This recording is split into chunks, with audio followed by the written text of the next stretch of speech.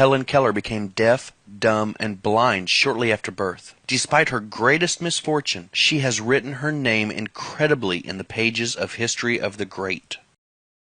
Her entire life has served as evidence that no one ever is defeated until defeat has been accepted as a reality. Robert Burns was an illiterate country lad. He was cursed by poverty and grew up to be a drunkard in the bargain. The world was made better for his having lived, because he clothed beautiful thoughts in poverty, and thereby plucked a thorn and planted a rose in its place. Booker T. Washington was born in slavery, handicapped by race and color. Because he was tolerant, had an open mind at all times, on all subjects, and was a dreamer, he left his impress for good on an entire race. Beethoven was deaf, Milton was blind, but their names will last as long as time endures, because they dreamed and translated their dreams into organized thought.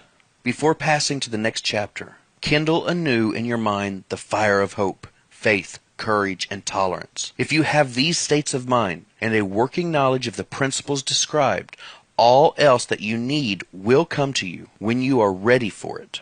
Let Emerson state the thought in these words: every proverb, every book, every byword that belongs to thee for aid and comfort shall surely come home through open or winding passages.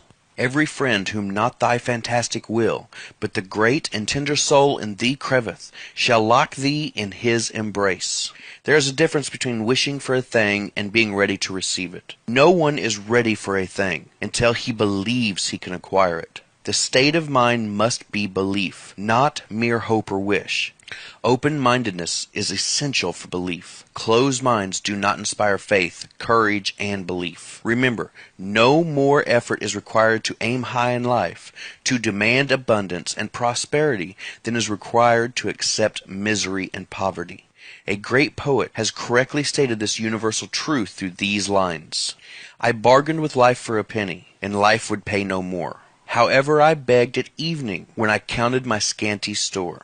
For life is just employer, he gives you what you ask, but once you have set the wages, why, you must bear the task. I worked for a menial's hire, only to learn, dismayed, that any wage I asked of life, life would have willingly paid.